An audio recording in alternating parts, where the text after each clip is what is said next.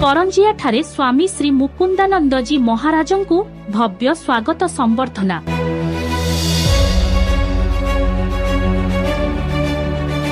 करंजिया दोलपड़िया निकटस्थ राधा गोविंद धाम परिसर रे जगतगुरु श्री श्री कृपालुजी महाराजंक शिष्य स्वामी श्री मुकुंदानंद जी महाराजंक 2 दिनिया दिव्य प्रवचन पई करंजिया गस्तरे आसीथिबारु तांकु आजि दिबा प्राय 11:30 समय रे करंजिया ठारे पहुंचिबा परे तांकु पूनम छक ठारे केंद्र परिचालक गिरिधारी पृष्टिंक सहित शह शह संख्यारे भक्तवृंद भव्य स्वागत संबर्धना जणाइथिले। परे सेठारु श्री पृष्टिंक तत्वावधान रे एक विशाल शोभायात्रा सहर परिक्रमा करी वार्ड नंबर 12 स्थित राधा गोविंद धाम ठारे पहुंचिथिले। सेठारे स्वामी श्री मुकुंदानंद जींक 2 दिन धरी दिव्य आध्यात्मिक प्रवचन कार्यक्रम रहिथिबारु एहाकु दृष्टि रखी करजिया राधे गोविंद धाम केंद्र पक्षरु समस्त आनुषंगिक व्यवस्था करा जाइछि बोली श्री पृष्टि प्रकाश करिसेंती। आमर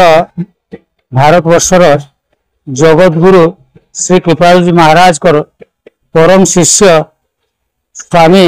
श्री मुकुंदानंद जी महाराज कर करंजिया दोलपड़िया निकटस्थ राधा गोविंद आमर जो राधे राधे मंदिर अच्छी राधा गोविंद धाम से सत्संग भवन रे दिव्य प्रवचन एवं मधुर संकीर्तन 2 दिन धरी अनुष्ठित होगा जाऊँगी आज एवं आसंता काली 23 और 24 तारीख संध्या 6टा ରୁ 8टा पर्यंत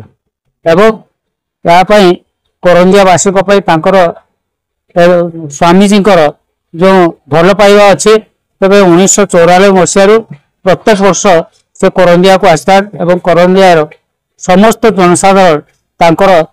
प्रवचन रे दिव्य प्रवचन रे अनुप्राणित होई भूरी भूरी प्रशंसा करथांते। एणु आम स्वामीजी को जो प्रवचन होउछि याकू करंजिया राधा गोविंद धाम अनुष्ठान ता तरफ याकू आयोजन करा जायछि।